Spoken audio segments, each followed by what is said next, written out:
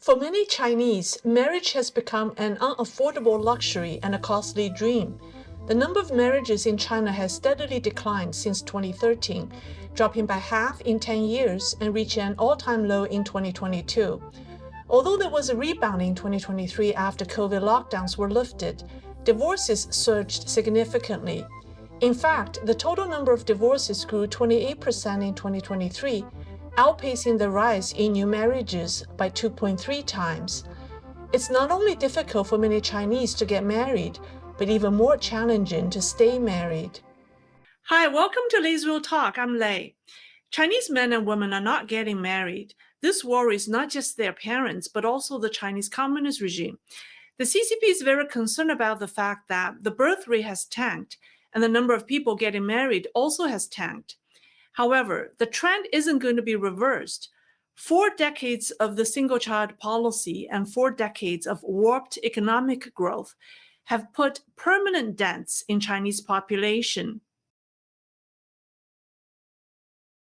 First, the population is aging at an unprecedented rate. China entered an aging society in 2000, with people aged 60 and above accounting for more than 10% of the total population. By 2023, this percentage more than doubled to 21%. By 2035, China is expected to have 30% of its population over the age 60. While it took other countries 80 years to develop an aging population, China completed this process in 34 years. Consequently, the proportion of Chinese of childbearing age, that's ages between 20 and 34, declined by 10%, from over 35% in 2000 to 25% in 2020. The second impact of the one-child policy is gender disparity. The traditional preference for sons led families to prioritize having a boy, causing Chinese male population to exceed the female population by approximately 35 million. Please note that this is the official number. The real number may be much higher. Many Chinese men cannot find wives. Poor rural men are the hardest hit. According to matchmakers who service rural areas, men outnumber women 10 to 1 in the marriage market. Since the number of men outweighs the number of women, you'd think Chinese women should have no problem finding a partner. Unfortunately, that's not true. During the economic reforms, Chinese society experienced increased mobility. Women tended to move to more prosperous areas to look for a job and a husband. Rural women left their villages en masse and moved to towns or cities in search of a better life. Similarly, women from towns and smaller cities moved to large or mega cities for better opportunities.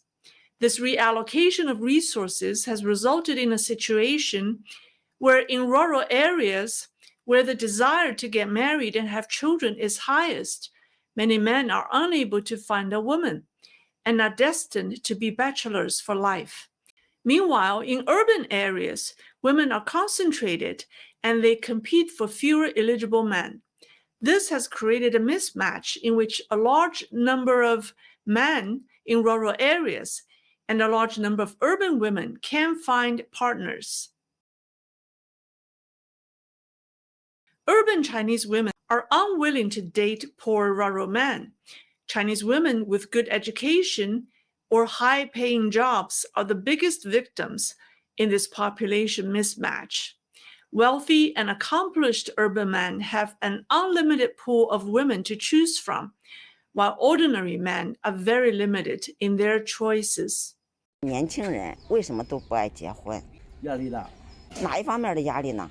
工资拿不到啊，还得有车有房。还得有车有房，这是对男孩子来说。那女孩子呢也不爱结婚，什么原因呢？女孩子没有找到对口的。An analysis by sociology professor Wang Feng at the University of California, Irvine, shows that the proportion of Chinese urban women aged 25 to 29 who have never been married rose from 8.6% in 2000 to 40.6% in 2020, nearly 5 times higher. At most urban matchmaking events, women outnumber men. Sometimes the ratio of the genders can be as high as 1 to 10. There is 1 male participant for every 10 female participants.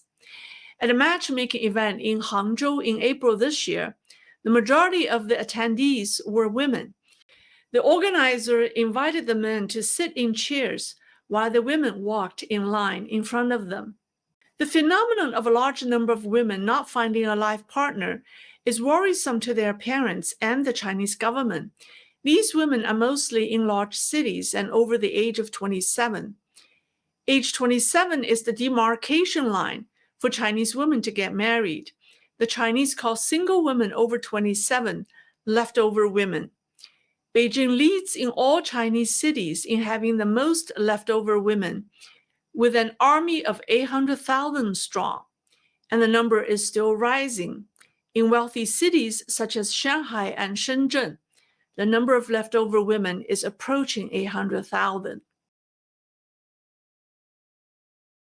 In China, getting married can be an ugly business between the bride and the groom's families because of the issue of a bride gift. Traditionally, marriage proposals are made by the groom's parents to the bride's parents. When a man's family makes a marriage proposal, they usually send a set of gifts, including jewelry, food, and wine, to the woman's family. The value of the gifts varies depending on the family's financial situation and local customs.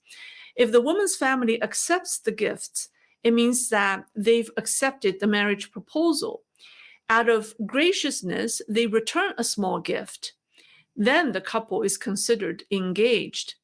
The gift that the man's family offers is called a bride's gift. Now, under the CCP's rule, after traditional values and faith have been destroyed, today's Chinese have changed the custom into an ultra-materialistic practice. The woman's parents usually demand a large sum of cash or even direct deposit from the man's parents at the time of a marriage proposal.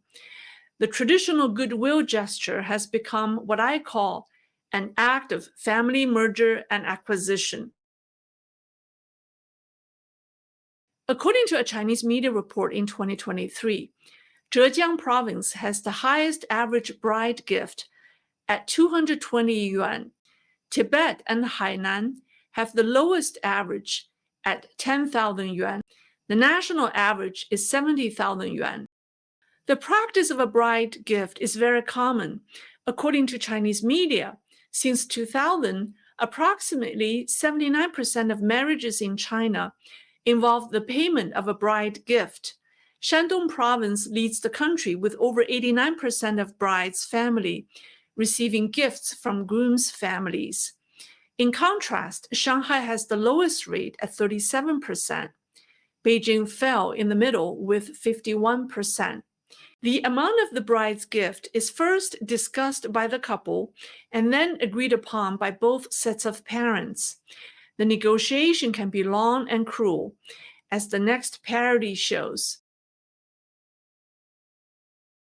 你想要娶我的话，得要50万彩礼，这是我们老家的规矩。50万，这么多啊？不过呢，50万呢，我也能拿得出来。但是啊，我想问你几个问题。问呗。你能接受婚前 JPA 吗？不能啊。那你之前有过同居史吗？哦，你这个你不用骗我啊，直接说就行了。反正你要是骗我，我也能查到。是有过一段，3年左右。那没什么事的。那我觉得我们俩不合适，那我就先走了。哎，不是，你等一下，有过同居史的女生就那么的不堪吗？同居跟二婚有什么区别啊？该干的都干了，不该干的也干了，除了没生小孩，就差领个小本本了。你前任没花什么钱，却可以拥有你很多年的青春，而我娶你就要花几十万彩礼。我用买新车的钱买辆二手车，我脑子没事吧？他花了500块钱买了张体验卡，还体验了3年，我买辆二手车要花几十万。你可以跟你的前任在出租屋里面生活很多年，到了我这儿就要房子、要车子、要彩礼，真当我是卧龙啊？我同居过是因为我相信过爱情，我以为可以结婚的，只是他是个渣男而已。你相信爱情，你到我这儿就只相信车子、房子、彩礼了。我凭什么？他伤害了你，凭什么让我来买单啊？你被渣男伤害过，又不是被我伤害的，我真的是凤雏吗？那你这把年纪了，难道你就没有同居过是吗？我有同居过啊，所以我不要彩礼，不要车，不要房子啊。你能接受吗？你接受不了吗？接受不了，那我只能先走了。你要是什么时候不要彩礼，你给我打电话。啊，拜拜。小王把钱拿走了。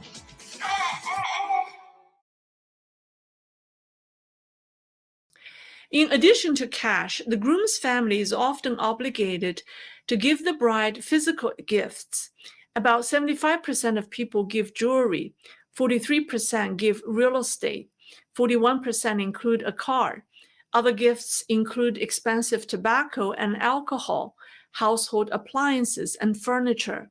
The value of these physical gifts is sometimes several times higher than the cash gift. But the newlyweds only get 30%.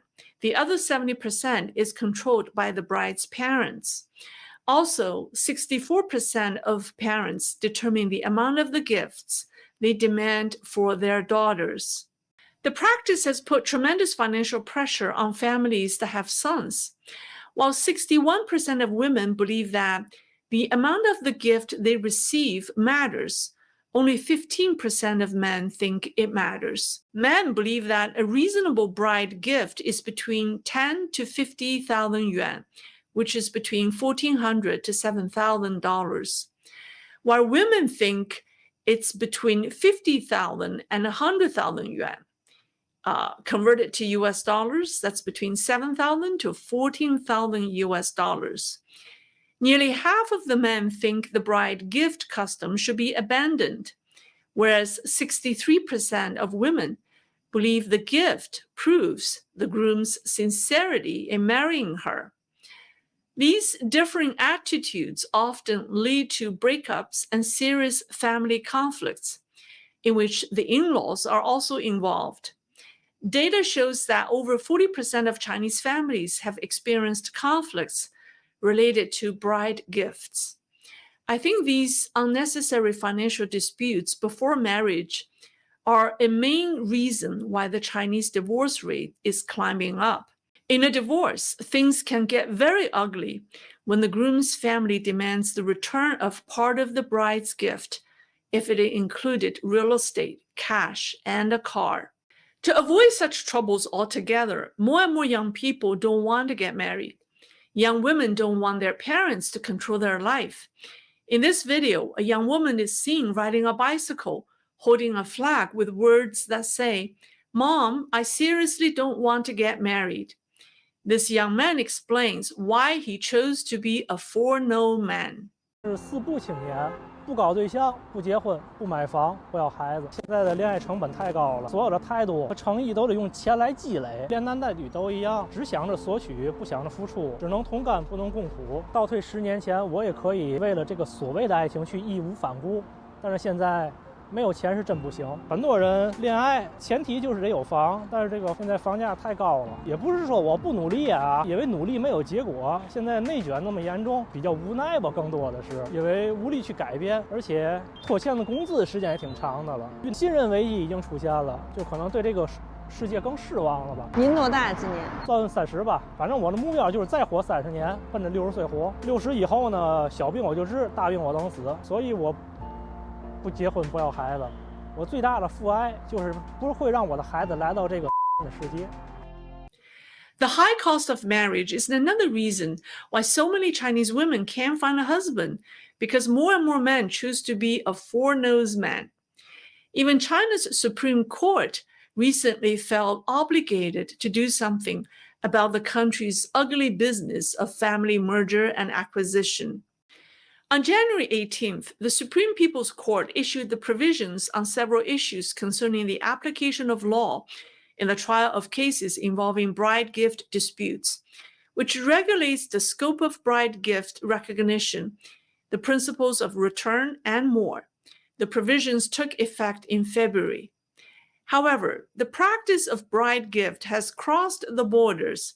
Some of the Chinese young women, after moving to the West, continue to demand bride gifts.